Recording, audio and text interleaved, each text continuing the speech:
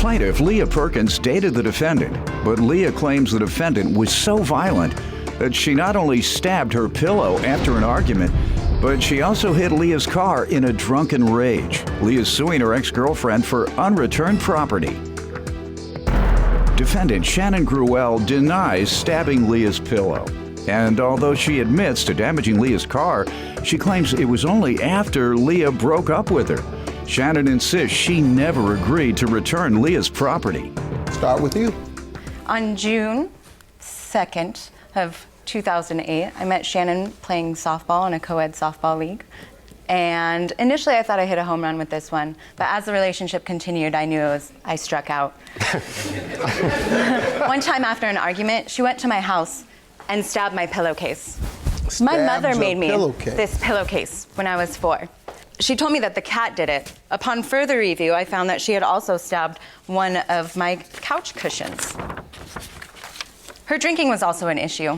One time... Did you ask her about it? The stabbing? There, yes. She told me the cat did it. Both? Yes. Okay. Did you challenge that? Yes. And even held up the knife saying, it fits perfectly. How did she respond to that? Deny, deny, deny. Okay. Go ahead. Another time she did what? Followed me home in a drunken rage and demanded that I get out of the car.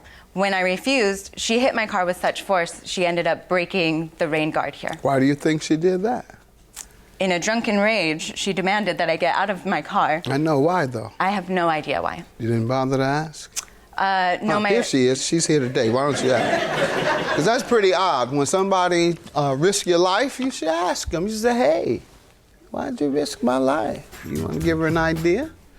First of all, the whole pillow issue and the couch issue, I had no idea whatsoever. She never brought it up to me. This is the first time you're hearing it? Yeah, that's why I'm in shock.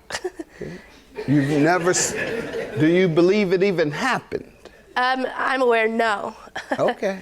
But the car issue, yeah, I did that. Why? She doesn't know why. Because we went out with our friends and whatnot, and yeah, I got drunk, and then for some reason she insisted to break up with me with no explanation. I'm gonna stop you right there. We had dinner with friends at your house. I could tell that you were starting to get a little bit cranky. I think you were upset about the chemistry I had with those ladies, and I demanded to go home. I didn't try and break up with you at that time. Oh, okay. So that's what it was, jealousy. Gotcha. All right, see? Figured that out in 3 seconds. How long? Go ahead.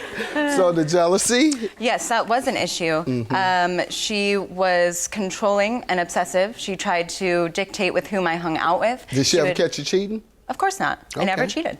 All right. She would get upset when I hung out with my family. The jealousy was so extreme, she got upset if I held my own hand.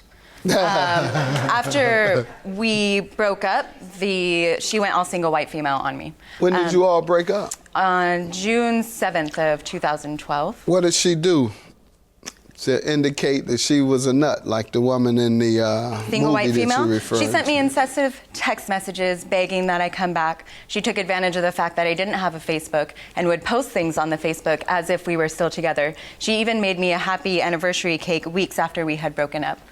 When I started seeing someone else, she went into my phone posing as me and sent text messages to my future wife saying that I was in love with Shannon and that I had attempted to rekindle our relationship. All right. Let me hear from you, ma'am. First of all, we were still together when I made her that cake. We went on a lovely trip to Hawaii as we were still a couple in June of 2012. We were together for 3 years. Like, I thought it went great. We were, each other's first girlfriends, came out together. I decided to move closer to her, 6 months later.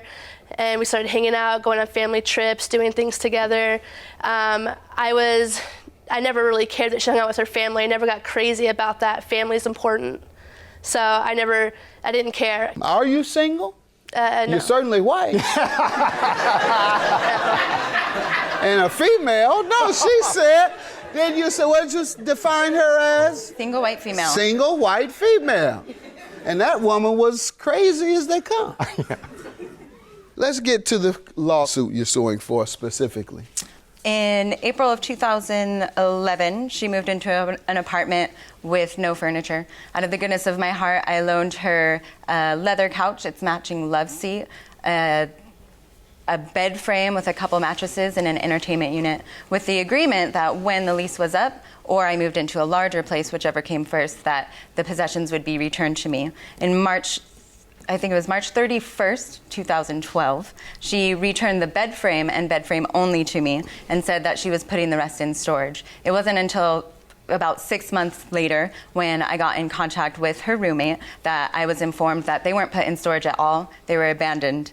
There are instances where I had tried to get them back, and the couches were really the, Now, what would she say when you'd ask about your things? No response. Okay.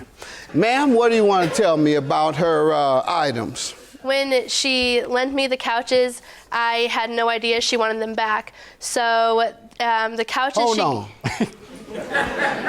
When she loaned me the couches, I didn't know she wanted them back. Yeah, we had no agreement to give them Loan, back. by definition, means they want them back.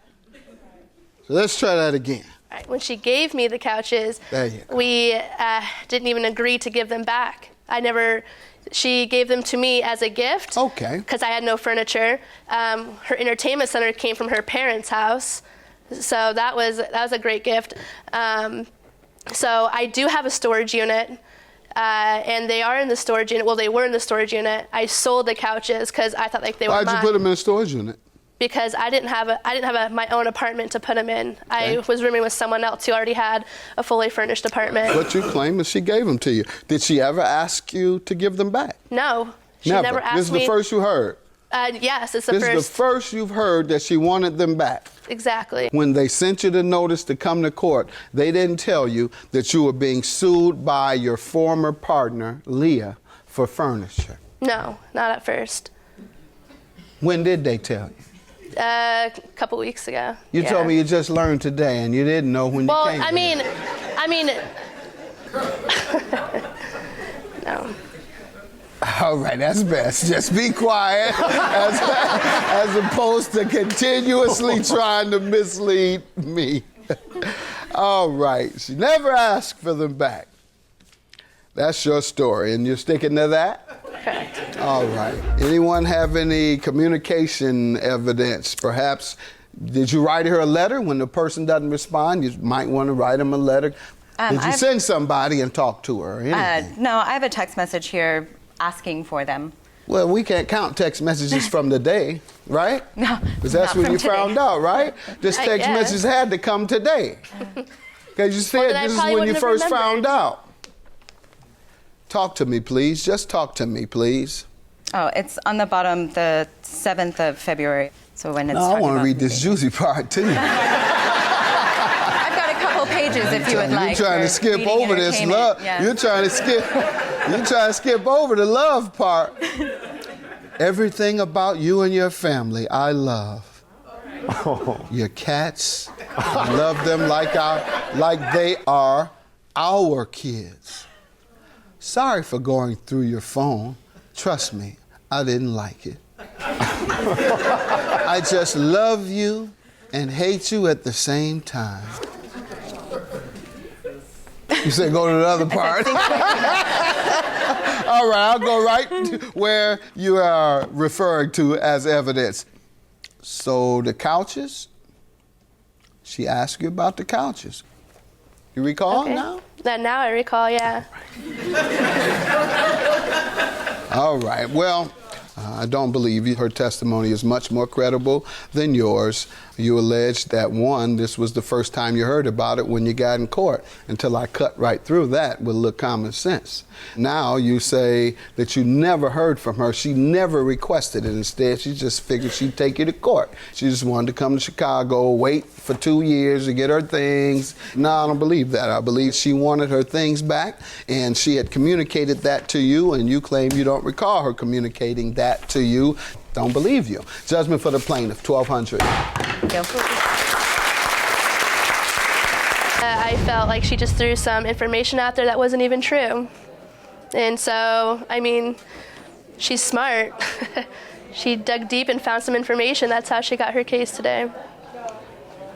I found false information on text messages and records.